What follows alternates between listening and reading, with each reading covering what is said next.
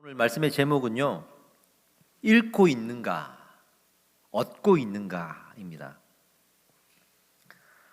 다들 직장 생활 많이 하시잖아요. 어떤 조직에서 내가 책임자로 일을 하게 됐을 때 언제가 가장 힘들까요? 언제가? 이럴 때 있잖아요. 내가 지금 잘하고 있는지를 모르겠는 거예요. 그리고 어떻게 해야 될지를 모르겠는 거예요. 그런 자신의 한계에 맞닥뜨려졌을 때, 그럴 때 일에 손이 안 잡힙니다. 그리고 어떤 회의감이 찾아옵니다. 내가 이렇게 하는 게 맞나? 특히 내가 이 자리에 있는 것이 맞나 하는 생각이 듭니다. 이 회의감은요, 우리의 불안, 또 다른 두려움으로 반드시 연결이 됩니다. 그래서 조급해지죠. 민감해지죠. 스트레스를 받죠. 두려워하는 거예요. 더 힘들 때가 있습니다. 또 언제냐면 그렇게 불안하고 두려운데 돌이키고 싶지는 않은 거예요. 이게 맞나 하는 의심이 들고 때로는 이거 아닌 것 같다, 뭔가 잘못 온 것 같다라는 두려움이 엄습했는데 돌아가고 싶지는 않는 거예요. 이런 거 있죠. 너무 하고 싶은 거예요. 이게 나는 이걸 너무 하고 싶고 해야만 해. 근데 하면 할수록 이게 아닌 것 같고 불안해. 그 근거와 증거들이 드러나.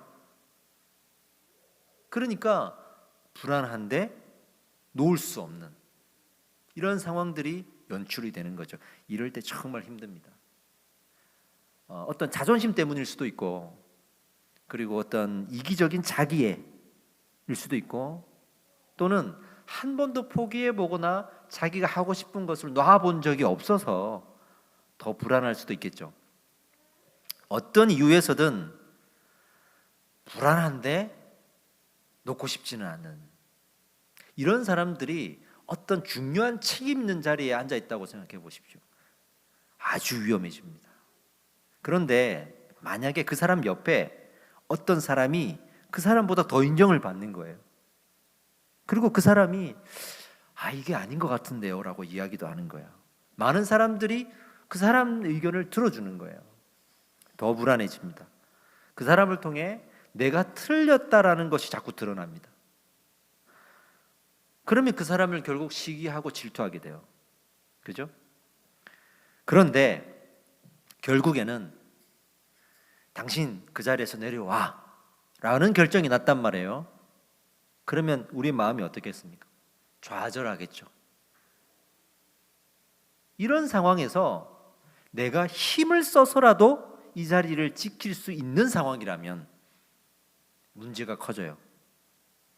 그러면 다툼이 일어나요. 이것이 큰 꿈을 갖고 있거나 큰 열정을 가지고 책임 있는 자리에 앉아 있었을 때 어떤 문제가 생기는지를 말하고 있는 거예요. 그죠?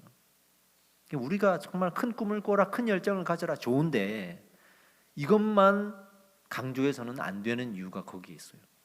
그런 사람들이 책임을 졌다가 방향을 잘못 잡아버리면요, 걷잡을 수가 없고 통제할 수가 없습니다. 당신이 틀렸다라는 말을 듣지 못하는 사람, 내가 하고 싶은 대로 모든 걸 다 해야만 직성이 풀리는 사람, 이런 사람들이 대부분 사실 성공할 가능성도 높아요. 되게 일을 잘해. 미친 듯이 달려들거든요. 그러나 방향을 잘못 잡으면 그 광기가 상당히 무섭게 변합니다. 자기를 방해한 모든 사람들을 내서 치는 거죠. 사회도 교회도 마찬가지입니다. 그렇게 될 수 있습니다. 지금 사울이 바로 그런 경우입니다. 하나님과의 관계에서도 그래요. 그래서 우리가 신앙에 이 회개라는 요소가 너무 중요합니다. 우리가 열심을 가지고 꿈과 열정을 가지고 가더라도 하나님이 방향을 딱 틀면 회개하는 사람은 틀어요. 순종해요. 할렐루야죠. 평소에 회개하지 않는 사람은 거기서 교만해져요. 하나님조차 치우려고 해요. 이런 일들 때문에 기독교 또는 이 교회가 변질되는 거죠. 우리 신앙이 변질되는 거죠. 기독교의 핵심은 회개함의 요소예요. 언제든지 하나님이 방향을 틀면 내 뜻과 다르더라도 포기할 수 있어야 돼요. 내려놓을 수 있어야 돼요. 이게 우리 기독교의 본질이에요. 이거 안 되면 안 돼. 이거 안 되면 안 돼. 그러니까 평소에 우리가 얼마나 회개해야 되는지를 알 수 있잖아요. 그런 의미에서 이 다윗과 사울이 계속 비교되고 있는 거예요. 사울은요, 왕이 되었지만 내려가라는 방향 전환에 불순종했고 힘을 써서라도 지키려고 하는 사람이죠. 다윗은요, 왕이 될 거지만 지금은 도망가라는 이 방향 전환에 순종했던 사람입니다. 차이가 나죠. 이 차이의 핵심이 어디에 있냐 그러면 말씀드린 대로 누가 은혜 안에서 하나님 앞에 회개하고 내려놓고 모든 것을 맡기고 있는가, 단순하게 얘기하면 은혜 안에 있는가를 말하고 있는 거예요. 이게 사울은요, 은혜가 없어요. 지금 은혜가 메말랐어. 그런데 왕이라는 자리에는 앉아 있어. 얼마나 위험합니까? 다윗은요, 비록 도망은 다니고 있지만 항상 은혜 안에 있어요. 이게 놀라운 은혜, 축복이죠. 그러니까 사울은 그런 이질감을 느끼면서 불안하고 두려워하기 시작했고, 다윗은 비록 도망 중이지만 은혜가 있어서 지혜롭게 점점 변해가요. 점점 지혜가 더해져요. 처음에는 엉망이었는데 점점 지혜가 더해져요. 왕으로서 준비가 되어가고 있는 거죠. 이런 방향 전환이 좀 중요한데, 내 삶에 하나님이 이런 방향 전환을 주신다면 어떨까요? 이게 남 이야기가 아니더라고.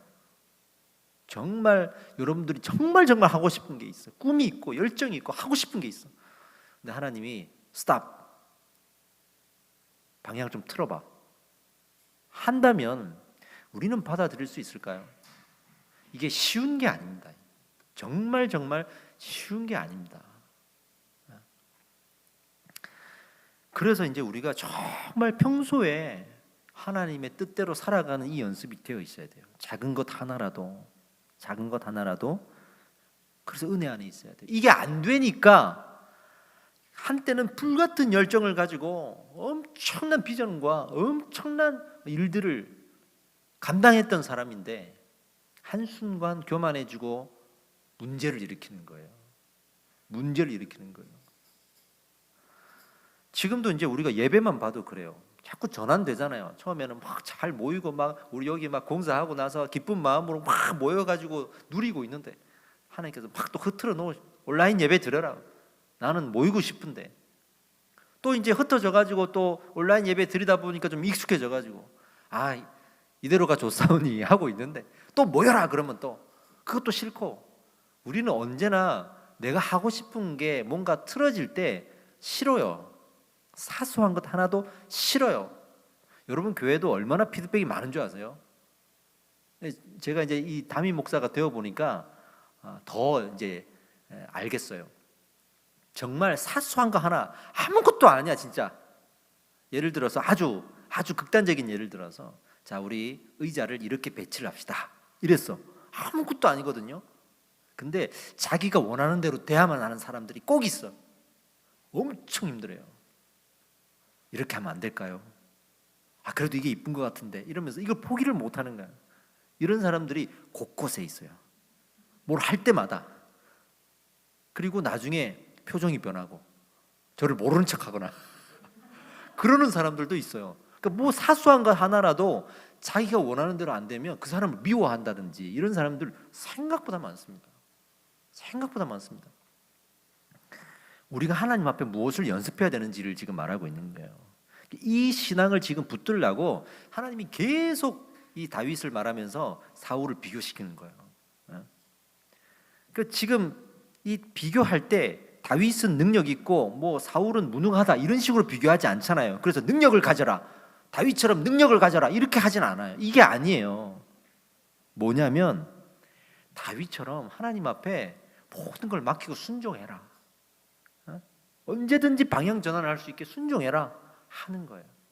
그리고 성경을 보면 그 위대한 신앙의 위인들이 다 방향 전환에 큰 결단을 한 사람입니다. 모세를 보세요. 갈대아 우르에서 떠났죠. 하란에서 떠났죠. 애굽으로 갔다가 다시 돌아왔죠. 사도 바울도 아시아로 전도하려고 그랬는데 유럽으로 가라 그랬죠. 죽으라 그랬죠. 예수님조차도 광야로 갔다가 산으로 갔다가 바다로 갔다가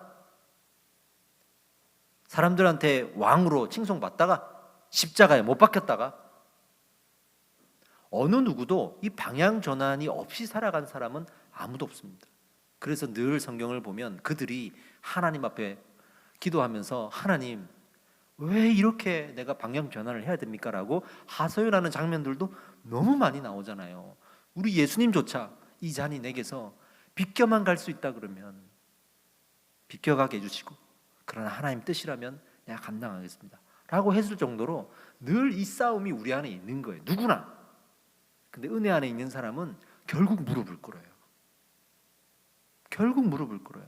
이걸 이제 다윗의 삶을 통해서 우리가 본받아야 되는 거죠. 조금 더 이 성경을 이전으로 돌아가서 사무엘상 18장으로 돌아가면 지금 이 사울과 다윗의 이야기의 본질이 다시 한번 드러납니다. 예를 들어서 지금 사울이 두려워하고 있죠. 이 두려움의 이유가 나오는데 사무엘상 18장 12절을 한번 보겠습니다. 같이 한번 읽어볼까요? 시작. 여호와께서 사울을 떠나 다윗과 함께 계심으로 사울이 그를 두려워한지라. 왜 두려웠다고요? 여호와께서 자기를 떠났어. 그리고 다윗과 함께하는 걸 지금 보고 있어. 그러면 얼른 엎드려야 되는 게 맞잖아요. 근데 두려워하는 거야. 그거를 시기하고 질투하는 거예요. 자, 그리고 다윗은 날로 날로 지혜가 더해져 가고 있어요. 18장 14절에 보면 이렇게 나옵니다. 읽어봅시다. 다윗이 그의 모든 일을 지혜롭게 행하나니 여호와께서 그와 함께 계시니라. 그러니까 다윗의 능력이나 사울이 무능이 아니라 하나님이 함께하고 있느냐 아니냐 이 차이인 거예요. 지금 성경은 이 모든 차이의 근거를 거기에 두고 있어요. 그리고 다윗이 왕이 된 이후에도 나라가 강성하거든요. 그 나라의 강성조차 다윗의 능력이라고 말하고 있지 않고 어떻게 말하고 있냐면 사무엘하 5장 10장으로 가봅시다. 읽어봅시다. 만군의 하나님 여호와께서 함께 계시니 다윗이 점점 강성하여 가니라. 왜 강성한다고요? 만군의 여호와께서 함께 하시기 때문에. 이 차이예요. 지금 이걸 계속 말하고 있는 거예요. 그런데 중요한 점은요, 이런 은혜가 꼭 우리가 원하는 상황으로 드러나지 않는다는 거죠. 이 방향 전환이 우리가 원하는 대로만 되지 않는다는 거죠. 이거를 우리가 원하는 대로만 하고 싶어서 하나님을 마치 우상처럼 섬기고 헌금을 무슨 부적처럼 내고 그럴 수가 있더라고. 이게 하나님, 저는 제가 싫어하는 방향 전환 안 하게 해주세요. 제가 하고 싶은 게 곧 하나님의 뜻대로 될 수 있게 해주세요 하면서 우리가 마치 그런 축복을 받으려고 헌금도 하고 헌신도 한다 그러면 얼마나 이게 위험한 행동이겠어요. 오늘 다윗 보세요. 도망을 다니지만 여전히 하나님의 은혜 안에 있습니다. 지금 여기서 한 가지 중요한 교훈, 은혜 안에 있는데도 도망갈 수 있구나. 은혜 안에 있는데도 도망가라고 하실 수 있구나. 이걸 우리가 배워야 돼. 늘 우리는 나를 왕으로, 왕 같은 제사장, 이 땅에 내가 리더로 세워져야 되고 내가 이 땅에 성공해야 되고 나는 이 땅에 잘 먹고 잘 살면서 하나님 축복을 받아야 되고 많은 사람들이 봐, 내가 하나님 믿으니까 이런 축복을 받았어 하면서 떵떵거리고 살고 싶은데 보세요. 하나님이 때로는 도망가게 하시는 거예요. 이걸 알아야 돼요. 우리가 이 부분을 받아들이기가 힘들죠. 왜냐하면 우리는 잘 되길 원하니까, 하고 싶은 게 너무 많으니까, 나를 너무 사랑하니까. 그렇죠? 근데 이 다윗의 도피 생활을 그렇게 묵상해야 돼요. 오늘 다윗이 블레셋 땅으로 도망을 갔다가 또 아둘람 굴로 도망을 가거든요. 가장 다윗이 지금 내리막길을 걸어가고 있는 중입니다. 지금. 그런데 이때 가장 자기의 이 도망 생활에 극단으로 달려갈 때 다윗은요 시편을 써요. 블레셋 땅 가도로 도망갔을 때 미친 척 하거든요. 침을 질질 흘리면서. 거기서 시편 56편을 써요. 그리고 아둘람 굴로 도망을 갔을 때 그 깜깜한 동굴 안에서 시편 57편을 써요. 블레셋 땅 가드로 도망을 갔을 때 56편을 썼는데 그 56편 3절에 이런 고백이 나와 있습니다. 내가 두려워하는 날에는 내가 주를 의지하리로다. 아멘이죠. 다윗이요, 자기가 두려우면 두려울수록 하나님을 의지하겠다라는 마음이 있어요. 우리는 사울 보세요. 두려움이 찾아오니까 하나님을 의지하는 게 아니라 힘을 쓰려고 그러잖아요. 근데 다윗은 두렵기 때문에 하나님을 의지하는 거예요. 설령 하나님께서 도망가게 하시더라도 하나님을 신뢰하는 거예요. 왜? 다 맡겼거든요. 나는 의지하기로 했거든요. 그리고 나를 어디로 데려가셔도 나는 의지한다. 그게 가능한 거예요, 이게. 근데 이제 어떤 사람은 하나님을 의지하지 않는 거예요. 나를 내가 원치 않는 길로 데리고 갈 거야 하면서 한 발짝 한 발짝 갈 때마다 하나님께 100번 물어, 100번. 그리고 결국 안 가. 이렇게 되는 거죠. 아멘 하는 기도를 하는가, 왜요 하는 기도를 하는가는 다른 거예요, 이게. 그리고 그 다윗의 신뢰가 아둘람 굴로 가면서 더 깊어집니다. 그리고 아둘람 굴에서 57편을 쓰는데 57편 1절에 이렇게 기록되어 있어요. 하나님이여 내게 은혜를 베푸소서, 내게 은혜를 베푸소서. 내 영혼이 죽게로 피하되 주의 날개 그늘 아래에서 이 재앙들이 지나가기까지 피하리이다. 이 무슨 말이냐면 지금 도망가서 아둘람 굴로 갔잖아요. 이 깜깜한 동굴로 도망갔잖아요. 근데 그 동굴을 하나님의 날개 그늘이라고 표현하는 거예요. 내가 도망간 게 아니라, 내가 실패한 게 아니라 나는 하나님께서 재앙을 피하게 하기 위해서 이곳으로 보내신 거라고 믿는다. 나는 이곳이 바로 피난처라고 믿는다 라고 하는 거. 이게 다윗의 고백이었습니다. 아, 그래서 도망갈 수가 있었구나.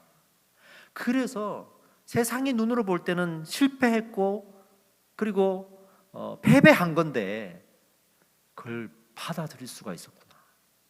받아들일 수가 있었구나. 다윗이 블레셋 땅으로 도망갔다 그랬잖아요. 생각해 보세요.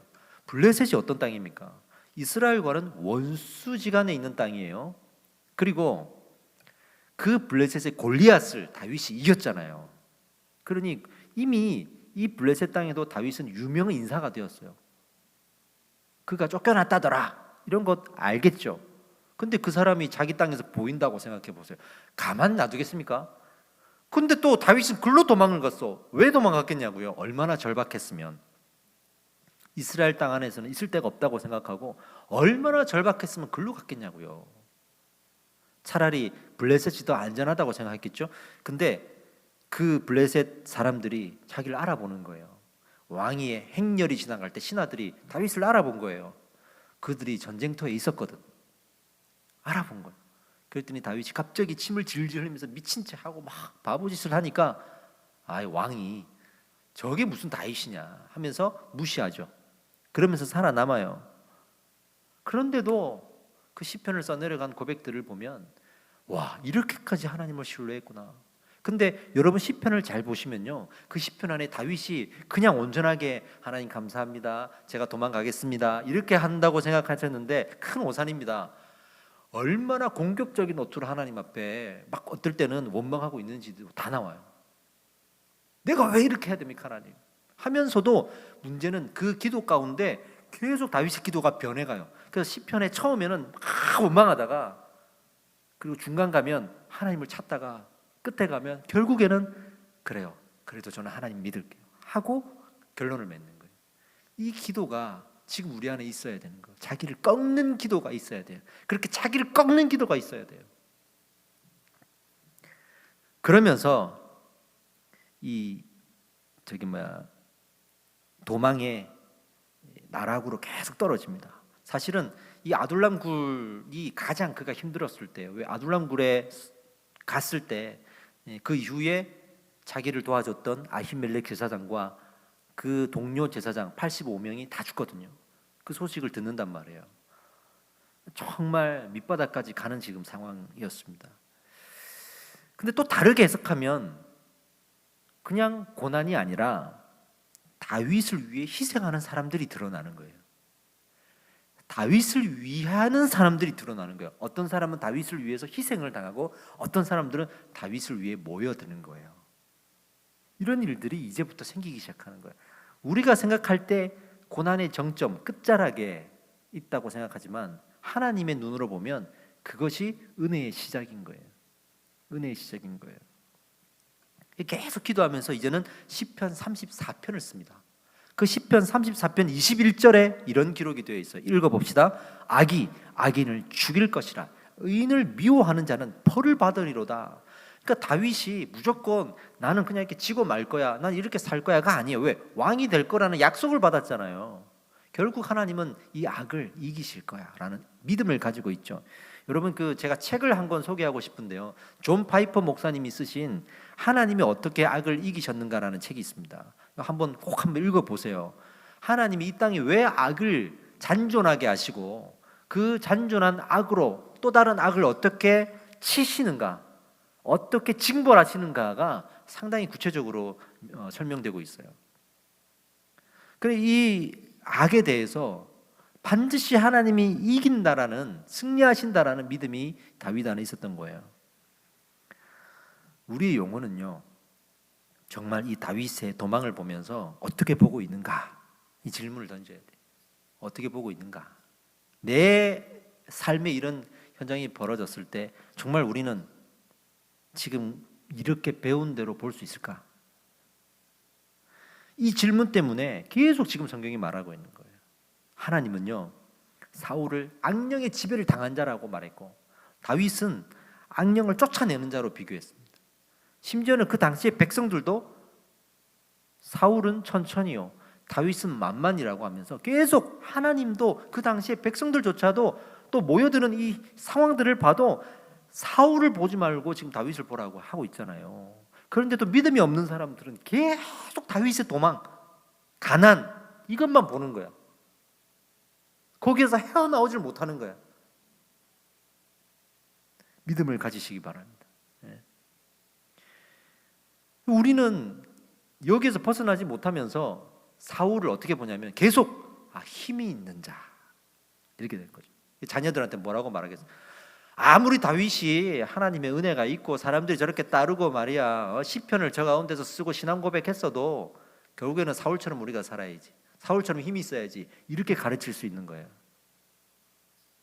그러면 축복받은 자는 결국 또 사울인 거야. 이렇게 될 수가 있다 이거죠. 목회자로 살면서 제가 제일 듣기 힘든 말이 있습니다. 지금도 그렇고 전도자 시절부터 그랬어요. 많은 분들이 저를 이제 응원하고 축복한다는 의미로 이렇게 말을 많이 해요. 목사님은 큰 목회하실 거라고. 나중에 큰 목회하실 거라고. 막 이렇게 나름대로 이렇게 말이라도 좋게 해주려고 하는 얘긴데, 그럼 작은 목회는 실패했냔 말이에요. 여기에 그냥 뭐 몇 사람 있으면 나는 실패한 사람인간 말이에요. 큰 목회가 뭐고 작은 목회가 뭐냔 말이에요. 차라리 참 진실된 목회를 할 것 같아요. 차라리 은혜가 풍성한 목회를 할 것 같아요. 이래주면 감사한데 큰 목회를 엄청 강조해. 아주 그냥 너무 부담되는 거예요. 저는 하나님이 부르셔서 목회자가 된 거고, 크게 쓰이면 쓰이는 대로, 작게 쓰이면 쓰이는 대로 그렇게 쓰임 받으려고 이 목회자가 된 거지, 하나님 저는 큰 목회하고 싶습니다, 작은 목회 안 하랍니다, 이거 실패한 겁니다, 이렇게 생각하고 목회하는 게 아니거든요. 만약에 제가 그랬다면 지금 제가 여러분들과 이렇게 있지 않는다니까요. 이 현황판 달고 막 한 사람 전도 몇 명 했는지, 헌금 누가 얼만큼 했는지 이런 거 따져가면서 여러분 10명 이상 축복, 10명 이상 전도해야 여러분들은 하늘 문을 열 수 있습니다. 그렇게 갈 수 있는 거예요. 이게 그런 목회 하려고 온 게 아닌데 계속 큰 목회 하시라고. 부유해도 감사하고 가난해도 감사해야죠. 감사해야죠. 쓰임 받으려고 하는 거지 뭐 다른 의미가 있겠습니까? 단지 저도 연약하기 때문에 가난해도 감사하지만 너무 가난하면 나도 힘들 것 같은 거야. 부유해도 감사하지만 또 너무 부유하면 또 내가 나를 믿지 못하는 거야. 이게 아직 나도 내 손에 갑자기 복권이 당첨돼가지고 한 100억이 내 손에 주어졌다 그러면 내가 계속 목회를 할지 그럼 모르는 거예요. 제가 어느 날 없어질 수도 있는 거예요. 우주선 하나 사가지고 달 날아갈 수도 있는 거야 이게.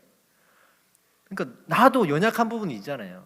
그 연약한 부분이 있기 때문에 기도하는 건 있어요. 이런 거 말이죠. 내가 연약해서 혹시 시험에 들까봐 하나님 제가 넘어질까봐 두려워할까봐 그래도 필요한 대로 좀 채워주세요라고 하는 부분 분명히 있어요.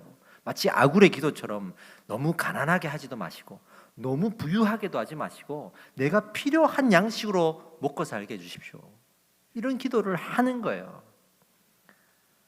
여러분 이제 금요일 날 2주 동안 우리가 무엇이든지 물어보세요 했잖아요. 거기에 이제 우리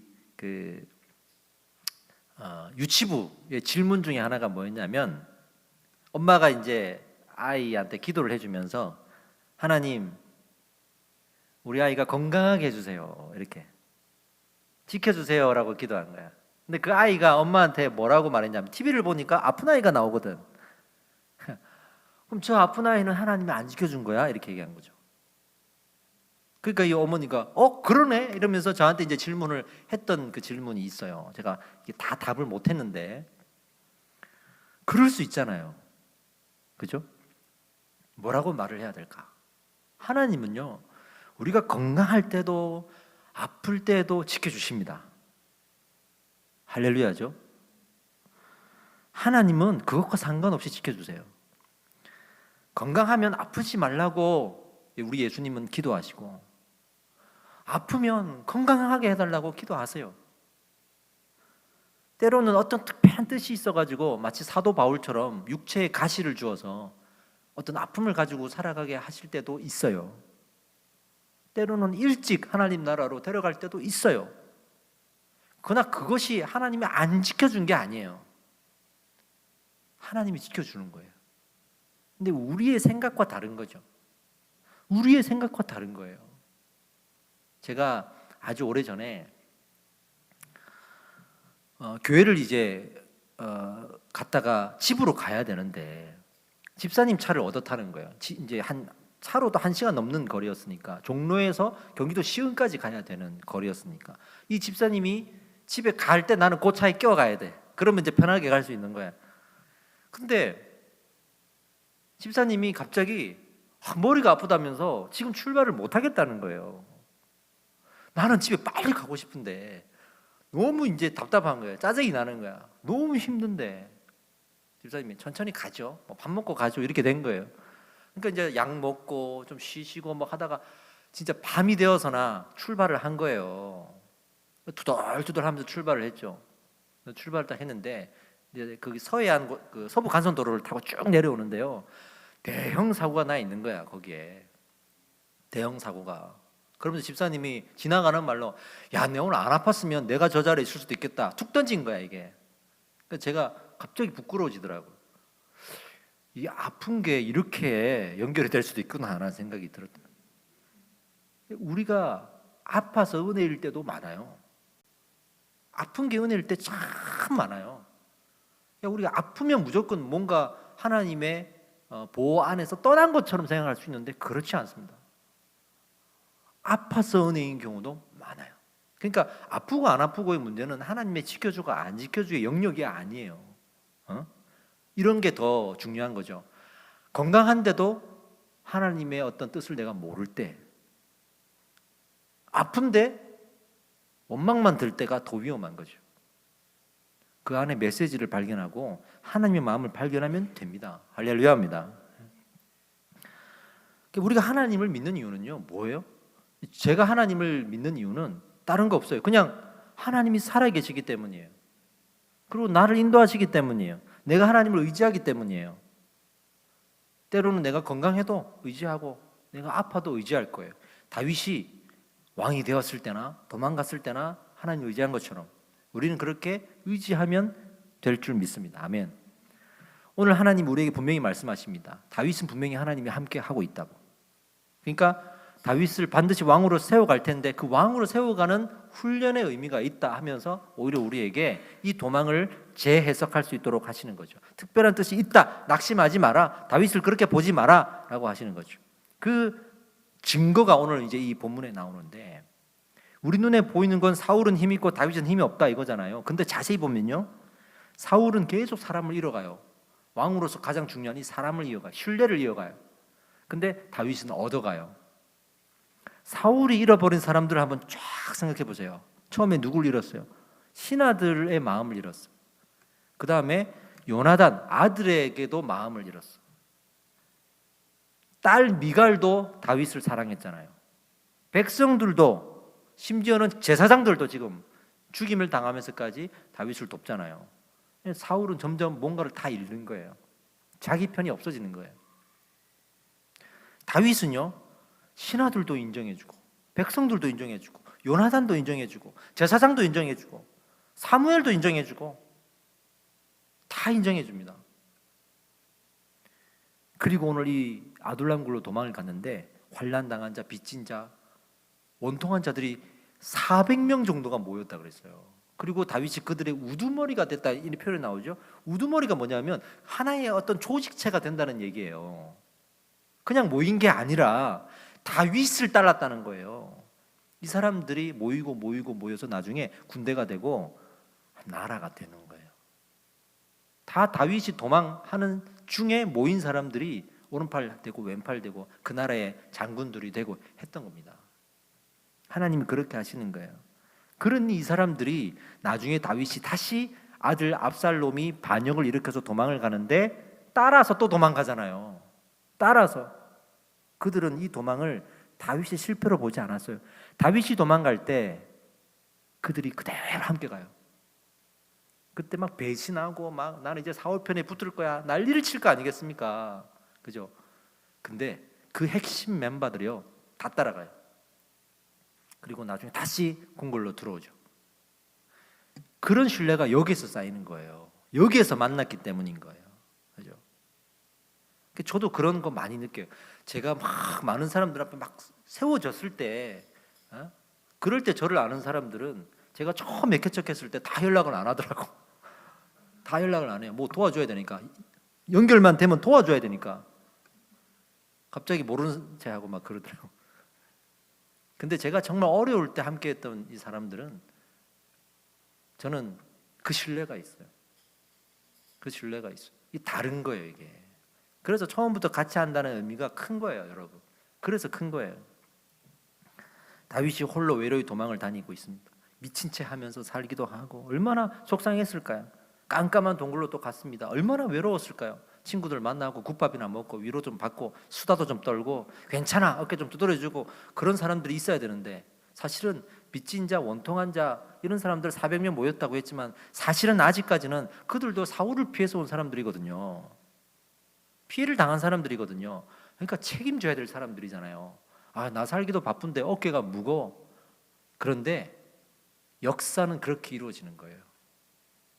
하나님의 역사는 그렇게 이루어지는 거예요.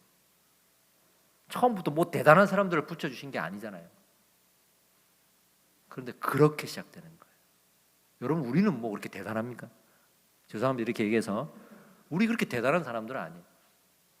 솔직히 말씀드리면 진짜 이 땅에 많은 교회들 안에 교회를 위해 헌신하는 사람들 많아요. 근데 우리가 그걸 보고 막 기존 세대를 비판하고 변질되었고 뭐 잘못된 신앙이라고 막 욕은 하지만 그러나 그 어른들 교회를 위해 수고하고 섬긴 그 삶은요 절대로 함부로 말할 수가 없어요. 솔직히 말하면 우리가 못 따라갑니다. 여러분 못 따라가요. 여러분들 생각하는 것 비교할 수 없을 정도로 헌신해요. 지금 우리는 이게 맥시멈이야 하고 있지만 이 교회의 역사를 살펴보면 정말 모든 걸 다 던져요. 그래서 교회가 여기까지 온 거예요. 그럼 우리 절대 가볍게 생각하면 안 돼요. 그렇게 따지면 저부터 시작해서 우리는요 그런 분들에 비하면 아무것도 아니에요. 교회를 위한다는 말을 꺼내면 안 되는 사람들이에요. 근데 중요한 건 이렇게 시작을 하는 거예요. 이렇게 시작을 하는 거예요. 이런 우리를 하나님께서 인도하셔서 아브라함으로 시작된 그 부르심이 하나의 민족이 되게 하시고 다윗의 도망 중이 이제는 한 나라의 과정이 되게 하시고 그렇게 하나님은 인도하시는 거예요. 그 인도하심을 믿기 때문에 우리가 가는 거잖아요. 그렇지 않으면 여러분들도 저를 보면서 아유 저것밖에 안 되나 할 수 있고 저도 여러분들 보면서 저게 안 되나 할 수 있는, 서로가 실망하다 끝나버릴 거예요. 근데 우리를 인도해 가시는 하나님이 그렇게 만들어 가실 거예요. 할렐루야. 그걸 믿기 때문이죠. 오늘 우리가 이 말씀을 붙들길 원합니다. 믿음으로 붙들길 원합니다. 말씀을 마무리하겠습니다. 혹시 우리 가정에서 예배 드리시는 분들, 또 우리 여기 오신 분들, 정말 힘들고 지치고 외로운 분들이 계십니까? 내가 정말 이 다윗의 도망에 견줄 정도로 큰 어려움에 처해 있는 분들이 있습니까? 이 고난이 언제 끝날까? 한숨 쉬는 분들이 있습니까? 저는요, 사실 아직도 터널로 지나가고 있는 것 같아요. 매번 해결해야 될 일들이 있고, 아직도 내가 이런 거 고민해야 되나 하면서 마음 졸이고 마음 고심할 때가 많습니다. 신학교 다닐 때 애 셋에 막 대학원 다녀야지, 교회 생활해야지, 그렇게 생활할 때는 정말 먹을 게 없어가지고 우리가 고생을 좀 했거든요.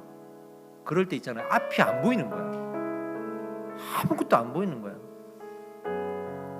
근데 이게 언제까지 내가 이렇게 살아야 되나 하면 진짜 힘이 쫙 빠져. 이게 쫙 빠져. 근데 그런 때가 있잖아요. 또 하나의 터널이 지나고 또 하나의 터널이 지나고, 다 끝났나 보다 하면 또 하나, 다 끝났나 보다 하면 뭐 하나 안정된다 싶으면 또 하나, 뭐 하나 안정됐다 싶으면 또 하나. 우리 삶이 그런 거더라고요. 보니까 아직도 저는 또 새로운 터널을 가고 있는 것 같아요. 전도사 때는 내가 전임 사역자가 되면 조금 생활이 또 안정되고 목회에도 집중할 수 있겠지. 전임 사역자가 되니까 또 내가 뭔가 개척을 하고 또 해야 되는 사명이 생기고, 또 시작이구나. 또 개척하니까 또 교회를 또 옮기고, 또 교회를 옮기니까 코로나가 터지고 매번 넘어야 될 산들이 막 닥쳐오는데, 이 자리가 이게 마음고생 안 할 수 없는 자리인 거예요, 이게. 근데 막 그런 터널들을 지나가면 또 나오고, 지나가면 또 나오고, 막 나중에는 이제 이렇게 생각하는 거죠. 이 터널을 받아들이게 되는 거예요. 이 터널을 내가 받아들이게 되는 거야. 이게 인생이구나. 이 터널이 없어지기를 기도하기보다 잘 감당할 수 있도록 내가 기도해야겠구나. 그러니까 이제는 이 어렸을 때만큼 힘들어하진 않아요. 힘들어도 기회를 삼고, 반전의 기회를 삼고, 그렇게 가야지 하고 또 가는 거야. 툴툴 털고 가는 거예요.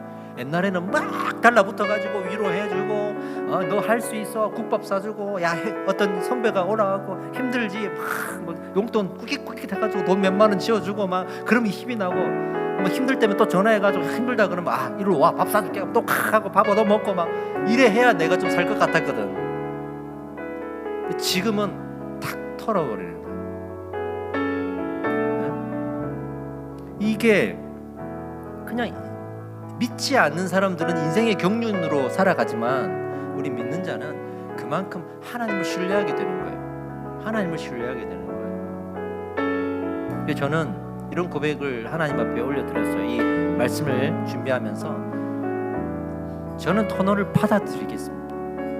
이 터널을 받아들이겠습니다. 분명히 또 이 터널을 지나면 또 다른 터널이 올 겁니다. 근데 받아들이겠습니다. 그 이유는 이 터널을 하나님이 붙들고 있기 때문에 이 고백을 하는 거예요. 여러분들의 삶을 하나님이 붙들고 있습니다. 지금 이 어려운 시기를 반드시 하나님께서 붙들고 계시기 때문에 해결하실 겁니다. 악은 악으로 이기게 하시고, 여러분들의 그 하나님을 향한 갈망들을 가지고 하나님의 계획대로 이끌어 가실 겁니다. 그리고 언젠가는 그 터널이 끝날 때마다 다음 터널이 기다리고 있는데, 이제는 달라질 거예요. 이게 하나님의 나라로 가는 터널이구나. 이렇게. 이게 하나님의 나라로 가는 터널이구나. 나는 그냥 어두깜깜해가지고 저 터널만 들어가면 싫고 힘들고, 언제 또 이 터널 끝까지 갈까 힘들어했는데, 이게 하나님 나라로 가는 터널이구나. 조금 힘들어도 나 이 터널을 지나가야지 하고 가는 거예요. 이게 우리의 신앙이에요. 다윗이 그래서 이 도망 생활 중에도 은혜와 함께할 수가 있었던 것입니다. 지금 우리는 누구를 보고 있습니까? 사울을 보고 있습니까? 다윗을 보고 있습니까? 우리는 무엇을 보고 있습니까? 화려한 그 궁전을 보고 있습니까? 깜깜한 동굴을 보고 있습니까? 여러분, 기도하십시오. 아버지, 다윗의 신앙을 내가 붙들기를 원합니다. 기도하십시오. 함께 기도할 때 하나님, 이 다윗을 붙들기를 원합니다. 이 다윗의 이 신앙과 믿음을 우리가 붙들기를 원합니다. 하나님 역사하여 주시고 내 마음을 만져 주시옵소서. 내 인생을 만져 주시옵소서.